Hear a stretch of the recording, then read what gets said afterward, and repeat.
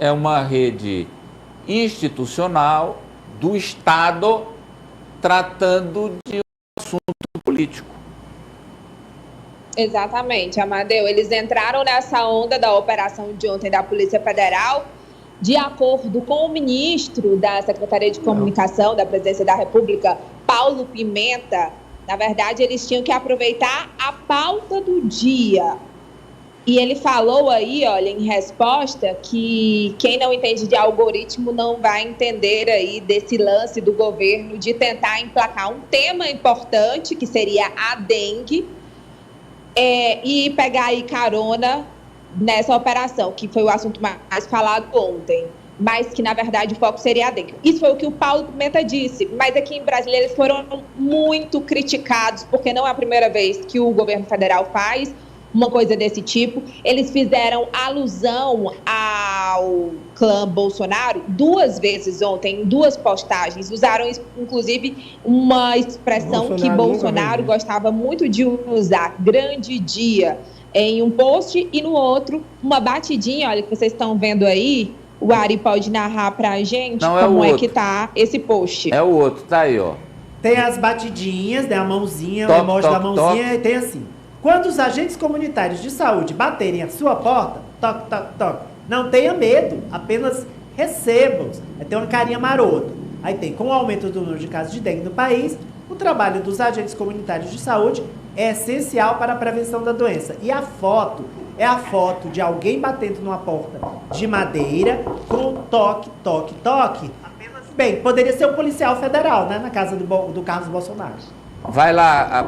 E aí teve a resposta, depois das críticas, o Pimenta foi às redes e disse isso aí, Ari. É difícil para quem raciocina em uma linguagem analógica tradicional entender o papel dos algoritmos nas janelas de oportunidades e fluxos que a comunicação digital precisa considerar. É como se tivesse um trem em alta velocidade passando. Se eu ficar na frente, sou atropelado. Se eu embarco junto, viajo na velocidade do trem e levo junto a minha mensagem. A mensagem principal é a dengue. O trem é a pauta do dia. É assim que funciona. O resto é especulação e tentativa de tirar o foco do que é central e relevante neste momento. Segunda vez que acontece, como a Raniele disse, a primeira foi do grande dia, agora é o toque, toque, toque com a dengue na batida na casa do Carlos. João? Ilegalidade zero. Não estou falando de ilegalidade, mas de moralidade ou moralidade de ética. Moralidade zero, nada, não feriu a moralidade, não. Ética. Não feriu a ética, para ferir a moralidade e a ética, primeira coisa, objetividade. Não houve objetividade. O que existiu foi um toque de humor que chamou a atenção para uma situação que é grave, que é a questão da dengue no país. Então, para você, está justificado? Está justificado. E outra coisa, comunicação é para comunicar, meu amigo. Quem fica parado é água de açude. Quem fica parado é poste. Pois não, Apoliana Oliveira? Ou o bendito do mosquito na água. Eu achei inoportuno esse tipo de post, assim como da vez anterior. Eu acho que o país já está dividido demais para que a comunicação do governo brinque com esse tipo de coisa. A comunicação do governo, ela não tem um viés mercadológico para você estar simplesmente atendendo a algoritmo, como o ministro fala. Eu acho que a intenção de comunicar, obviamente, ela é válida e de chamar a atenção para um tema importante como o combate à dengue.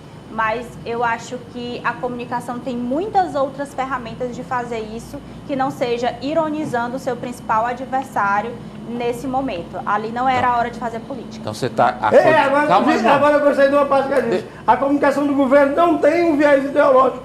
Não, mercadológico. Mercadológico. É só o que tem. Ele não quer vender, não. Não quer vender? Comercialmente, não. Ele quer vender uma proposta, uma ideia.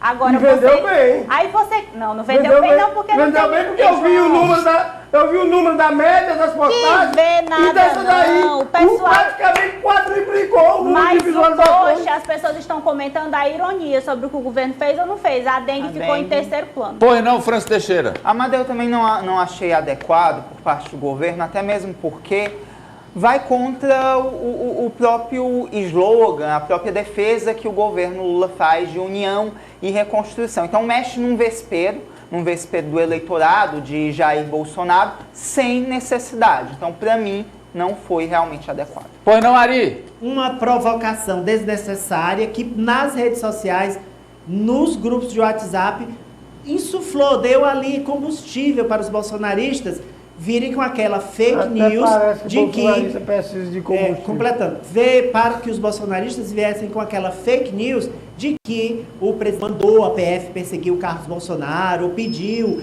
que o ministro Alexandre de Moraes perseguisse o deputado federal Alexandre Ramagem. Isso é fake news. Agora, quando o institucional do governo faz uma gracinha com a operação da PF, está dando combustível, está dando munição desnecessária para a extrema-direita.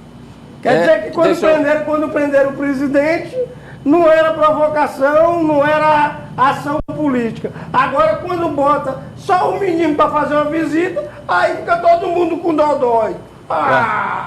Pois não. Isso, rapaz? Pois não. Algum complemento do tema ou podemos passar para a tesoura cega? Olha, Amadeu, esse negócio de lacrar nas redes sociais, né, já envolveu os políticos de um tanto que agora não tem nem mais o filtro.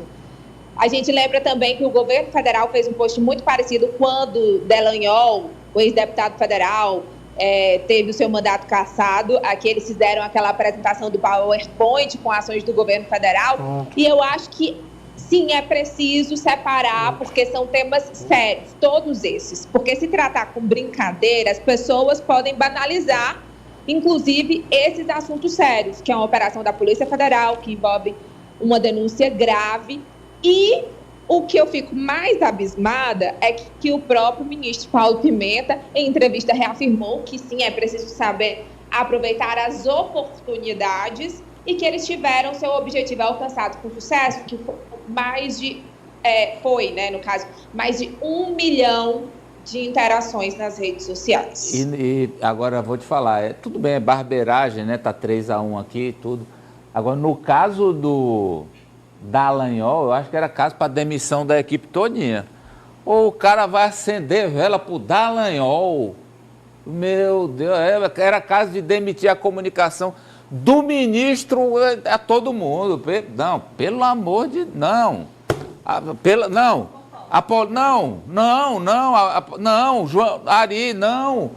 Não, João agora não. France, é demais, aí é muito, mas vamos lá. Não, já morreu, esqueceu de enterrar. Mas é isso, esquecer. Exatamente, é botar a régua lá embaixo. Exatamente. Mas é o seguinte, segundo a Raniele Veloso, o governo estava com a tesoura danada cortando emenda de parlamentar, cortando.